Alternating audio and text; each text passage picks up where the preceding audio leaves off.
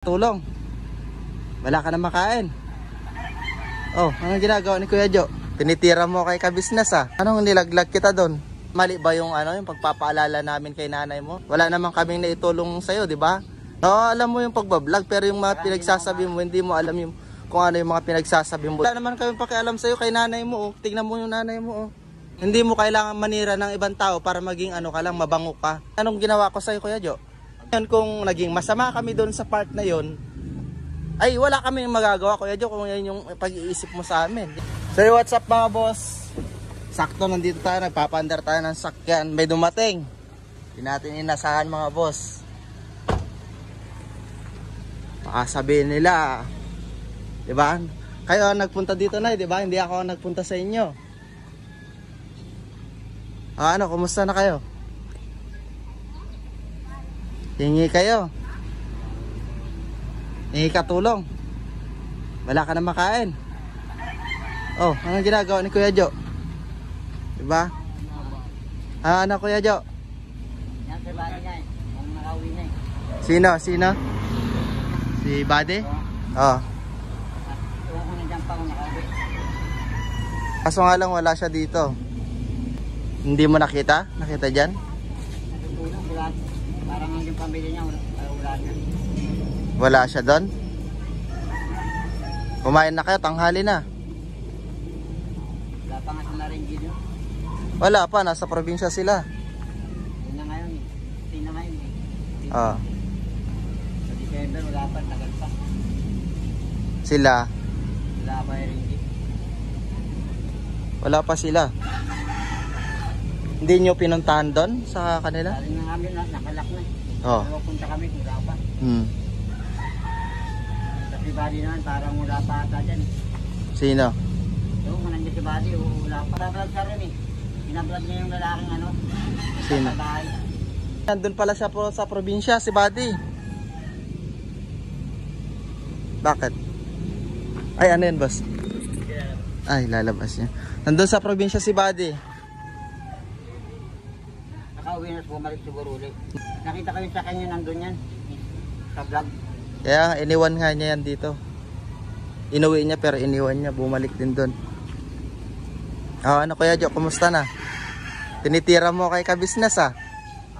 Tinitira mo ako kay kabisnes. Hanggang mamaya sa lang kasi nilaglag mo ako dun eh. Anong nilaglag kita doon? Binalag mo ko dun. In-upload mo eh. Napama ako sa'yo sa ano eh. Oh, bago naman kami mag-vlog sa'yo. Pinagpapaalam kami ah. Doon ako na ano sa'yo. Oh, anong problema mo doon? Doon ako sa vlog mo sa sa Rubin. Oh, anong mali doon sa vlog ko doon? In-upload mo kasi yung Oh, in-upload ko talaga 'yon. napahamak na ako eh. Oh, anong pahamak ng pinahamak na pinagsasabi mo? Eh, hindi ka naman pinahamak doon. May concern pa nga ako kay nanay, 'di ba nanay? May concern nga ako sa kanya dahil dinala mo doon or sabihin nating tawag nito atakihin sa high blood. Oh, ano magagawa mo doon? Mali ba yung yung pagpapaalala namin kay nanay mo? Hindi naman para sa yung pagpapaalala doon, kay nanay mo 'yun eh. Ngayon, kung ayaw mong makinig sa amin, Kuya Jo, sabi ko nga sa iyo dati, 'di ba, kung ayaw mong makinig sa amin kasi sarili mo naman 'yan eh. Sa sarili niyo naman 'yan eh, 'di ba? Ngayon, kung ayaw mo nang ganun, edi sabihan mo kami para alam namin yung gagawin namin at hindi na namin kayo papaalalahanin pa, kagaya niyan, 'di ba? Yung pag-aalala namin kay nanay mo, yung pag-aalala namin sa iyo, wala naman kaming pakialam ng pag-aalala namin sa iyo eh. Ang inalala lang namin doon ay kay sinanay mo. Ngayon, kung minasama mo 'yun, Kuya Jo, nasa iyo na 'yon, 'di ba? Masama pala kami sa iyo eh. 'Di ba? Wala naman kaming naitulong sa iyo, 'di ba? 'Yun naman yung sabi mo doon, na maliit lang yung mga binibigay namin, 'di ba? Kasi sa pagbablog, alam ko na yan eh. Oo, alam mo yung pagbablog, pero yung mga pinagsasabi mo, hindi mo alam yung kung ano yung mga pinagsasabi mo doon sa Hindi na ako maluloko sa pagbablog kasi yung... Paano hindi malulokong pinagsasabi mo? Yung sa may Green Valley, yung tao, ay hindi pa may tinulungan ni Kuya Kabis. Hindi, ganito na lang, Kuya Jo. Ano ba ang mali namin, Kuya Jo? Yung sa ano lang, napahama ako sa vlog mo. Hindi yun pahamak, Kuya Jo. Nakasuna ko sa Bello Day, tapos yung may sa akin. Eh, sibis ko lang ginawa naman yan. Wala tayong magagawa doon kung yun yung pasya nila, Kuya Jo. Ang akin lang, Kuya Jo, blinag ko yun, nagpaalam na ako, di ba? Blinag ko yun para awareness kay nanay mo. Hindi para sa'yo. Wala naman kami pakialam sa'yo kay nanay mo. Oh. Tignan mo yung nanay mo. Oh. Diba? Tignan mo yung kalagayan ng nanay mo. Tignan mo yung kalagayan ni Nanay Marita. Diba? Isa na yung kalagayan mo. Ikaw nakakalakad ka. Diba? Yung nanay mo hindi. Eh kung pagdala-dala mo dun, na paano yung nanay mo? Inatake yan sa high blood. Oh. Ang tanong ko sa iyo, Kuya Jo, may magagawa ka ba pag inatake sa high blood yung mama mo doon? Oh. Oh, wala kang magagawa. Saan ka hingi ng tulong doon ngayon sa ano? Sa may tawag niyan, sa may Robinson. Saan ka hingi ng tulong doon? Eh kung namatay yung nanay mo nandun siya sa nandun kayo sa SM Fairview or ayan na yun, ang sinasabi mo na Robinson. 'Di ba? Tapos sabi mo pa nga doon, wala kaming utak. Wala akong utak pala. Para ano pat pala yung pagkakaano ko kay nanay mo, di ba? Hindi sa dahilan mo sa... Hindi yung dahilan, Kuya Jo. Ganito kasi, ang ugali mo kasi, Kuya Jo, pag napunta ka sa iba, sinisiraan mo kami. Pag pumunta ka dito, sinisiraan mo din sa kabila. Pangit yung ganon. Hindi mo kailangan manira ng ibang tao para maging ano ka lang, mabango ka sa iba. Sila sinangunguna sa akin. Oo. Naman ako pag ako inunahan. Hindi ka naman namin inunahan. Anong inunahan sa'yo? Sila, Anong ginawa namin? Anong ginawa ko sa'yo, Kuya Jo? pag ako naunahan. Oh, anong ginawa ko sa'yo? Ayun yung tatanong ko sa'yo, anong ginawa ko sa'yo? May ginawa ba akong katarantaduhan sa'yo? Wala naman akong ginawang katarantaduhan. Hindi yun pahamak, Kuya Jo. Ang inaano ko lang doon, Kuya Jo, yung kalagayan ng nanay mo. Ngayon, kung sabi ko nga sa'yo, kung ayaw mong makinig sa akin, kung ayaw mong makinig kay Buddy, ayaw mong makinig kay Kuya Renji, wala na kaming magagawa doon. Ngayon, yung sa side lang namin, yung kalagayan ng nanay mo, dahil ganyan si nanay, inaalala namin. Ngayon, yung pag-alala namin sa'yo, wala kaming pakialam sa pag-alala namin sa'yo, dahil kompleto naman yung paa at kamay mo. Kayang-kaya mo na maglakad, kayang-kaya mo na maghanap buhay.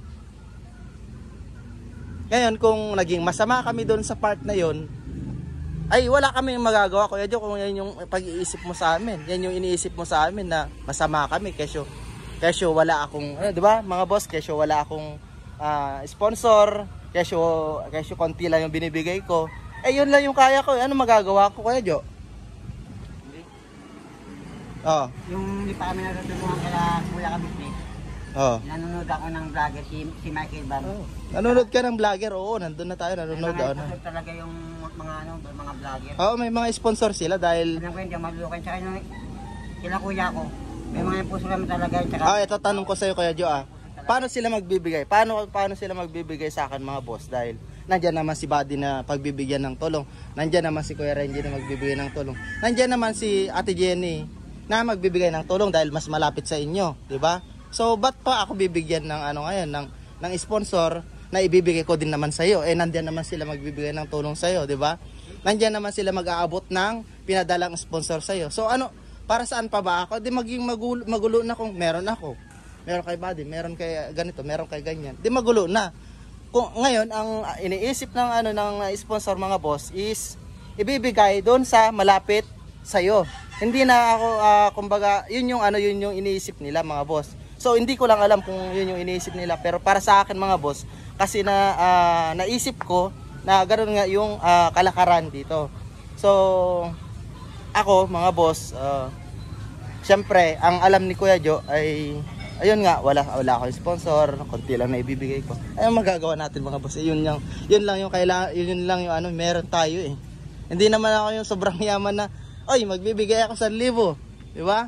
Ibibigay ko lahat ng mga yung mga allowance ko. Ibibigay ko lahat yung mali, yung Kuya Jo, ibibigay ko lahat 'yon, di ba? Sabi ni Buddy, meron din akong sponsor, yung vlogger pa ako. Meron naman din ako. Oh. Hindi na ako marunong magpasa. Adi maganda 'yun kung meron ka. Magpasalamat ka kung meron kang sponsor, di ba? Hindi yung titirahin mo kami, hindi yung titirahin mo yung ibang mga vlogger. Si Ate Jenny bago pa lang. May sponsor na agad ako. Kaya nga, alam mo ba yung sinasabi ko, Kuya Jo? Naintindihan mo ba yung sinasabi ko, Kuya Jo? Di ba nauna ka pa sa kanya? Oo, naintindihan mo yung sinasabi ko, Kuya Jo? Wala ako yung puso. Naintindihan mo yung sinasabi ko, Kuya Jo? Na nandyan, anong mas malapit sa'yo? Si Ate Jenny. Mas malapit si Buddy sa'yo. Mas malapit si Kuya Renji sa'yo. So ako, medyo mas malayo ako sa'yo. Oh, anong ano mo? Ibibigay pa sa akin na mas malayo ako na ano. Sa kanya-kanyang puso yun. Ibibigay sa akin na nandun naman si Ate Jenny. Oh, di ba? May sari-sari ni puso yun eh. Oh, may sarili sponsor. Kung baga, ang sponsor kasi Kuya Joe, kahit sinong vlogger na pwede nilang pagbigyan ng tulong, pagbigyan ng pera, may ipabot lang yung pera, may ipabot lang yung... Ganun ba yun? Oo, ipapaabot lang yun, Kuya Joe. Hindi naman ibig sabihin sponsor sa akin is para sa akin yung sponsor, hindi. Ibig sabihin may kanya-kanyang puso yung vlogger. Depende sa magi-sponsor sa kung saan sila magbibigay, Kuya Joe. Depende. Ipapaabot lang yung tulong ko, ipapaabot. Ibig sabihin nun, parang sa akin ipapaabot lang yung pera tapos ibibigay ko sa iyo, ganon. Hindi yung sponsor na pinagsasabi mo na sponsor ko na sarili ko na ano, ba't ako tutulungan? Kayo nga yung nangangailangan. Ba't kami yung tutulungan? Ba't ako yung tutulungan, di ba? Ikaw nga nangangailangan, kayo nga ang nangangailangan. Ba't kami ang tutulungan? Hindi naman kami nangangailangan, di ba? Kasi may kanya puso yung vlogger eh. May kanya-kanya. Kaya nga sabi ko sa iyo na depende sa magi-sponsor, depende sa magpapaabot ng tulong sa inyo. Hindi ko naman sinabing forget sponsor sa akin na. Hindi yung ganon, Kuya Joe. Iba yung ano mo, iba yung tawag na. Iba yung iniisip mo sa sponsor na pinagsasabi mo eh. Yung sponsor na pinagsasabi, sponsor ko ganon. Sponsor ni Buddy ganon. Hindi. Ang ibig sabihin ng sponsor kung kanino nila ipapaabot yung tulong, 'di ba? Sino ba malapit sa amin ni Ate Jenny? 'Di ba? Nandun kayo kay Ate Jenny, mas malapit kayo. Bibigay sa akin nandun ako, 'di ba? Sino mas malapit sa amin kay Ate Jenny sa inyo? 'Di ba si Ate Jenny? At pa natural, ipapaabot kay Ate Jenny, ibibigay sa inyo yung tulong, ganun 'yon. Sari-sariling sponsor yung magpasalamat ka sa mga sponsor na dahil may mga tumutulong sa inyo sa sponsor na yan. Tapos sinitira mo ako doon, walang utak, walang ganito, diba? Pangit yun eh. Ako pag-aalala kay nanay yung iniisip ko doon, Kuya Joe, wala nang iba. Ikaw para sa pansarili mo yung ginawa mo doon eh. Kinira-tira mo ako doon, diba? Hindi kaibigan, ganun. Totoo naman, di naman kaibigan yung turing mo sa akin eh. Ewan ko lang kung kaibigan din yung turing sa ibang tao sa'yo. Ako, tinuring kita, sa totoo lang. Hindi naman kita, tawag na ito, hindi naman kita ginago eh. Kailan ba kita ginago, Kuya Joe? Nakita mo sa akin, ano bang pagkakaano mo sa akin? Diba, naging tao ako sa yung kausap mo. Kahit kailan hindi kita ginago, hindi kita linoko. Kahit papano nagbibigay yung mga tulong na yon, akala mo ba ganun-ganun ko lang ginastos, ganun-ganun ko lang binigay sa iyo? Pinaghirapan ko yung pera na yon. Hindi ko yun ninakaw, Kuya Joe. Nag-grab ako diyan. Pagbigay ng tip sa akin, ibibigay ko sa iyo, oh. Akala mo ba yung pagod na yon, pinulot-pulot ko lang yung pera diyan sa dandaan? Hindi ko na pinulot yung mga pera na yan. Pagpasalamat mo kung may tumutulong sa'yo. Hindi yung sira-siraan mo kahit kaninong vlogger. Pangit yun. Imbes na magiging aral sa'yo. Imbes na tawag nun. Alam mo ba yun? Yung nakikinig ka. Yung nilalagay mo sa isip mo na kahit pa paano yung mga pera na hindi naman nila pinupulot yun. Hindi namin pinupulot yun. Kailan kami namulot ng pera, Kuya Joe? May papulot ka bang pera dyan na na one time big time lang? Pinaghirapan nga namin ng pera eh. Oh, ba't may tali na naman yung sira na naman. Oh, ganito, Kuya Joe. Para hindi mo naman sabihin sa akin di ba? Kumain kayo doon, ako magbabayad. Ha? Kumakain sa tala. Hindi sa ala dyan, oh. May karinderya dyan, oh. Hindi na kumakain dyan. Hindi ako kumakain, ako nga bumibili, oh. Hindi na kumakain sa mga tala. Sa amin ako kumakain.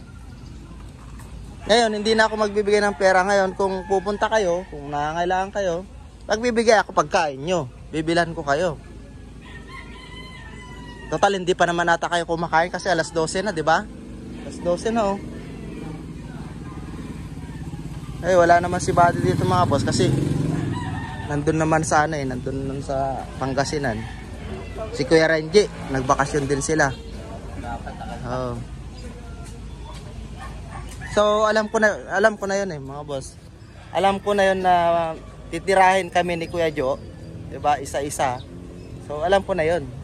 Ano nangyari na nga Kuya Jo? Ako advance ako eh, mas advance ako mag-isip sa iyo eh. Alam ko na mahahantong sa ganong ano eh, ganong sitwasyon. Kaya pinaghandaan ko talaga Kuya Jo eh. Diba? Nakailang sabi ka na nga eh. Hindi kaibigan yung turing sa. So okay lang naman sa akin mga boss. Kahit ganun yung turing sa akin ni Kuya Jo, eh magbibigay pa rin tayo. Sige, kakain kayo doon, walang problema. Dahil kahit papano eh nakapagsahod na tayo kahit maliit lang. Walang problema sa maliit na sahod, lalaki din 'yan. Okay. Bumili ka doon pagkain nyo, total di naman kayo kumain, di pa naman ata kayo kumain, tanghali na. Bumili ka doon Kuya Jo, ulam. Piliin mo kung anong gusto mong ulam, piliin mo din kung anong gusto ni nanay mong ulam.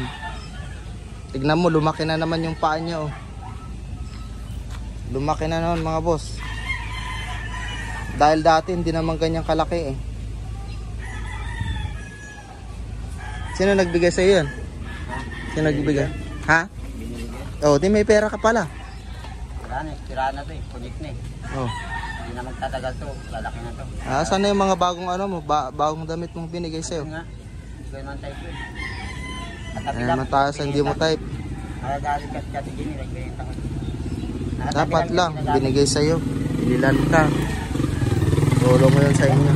Sige na, kaya tingin ka ulam doon.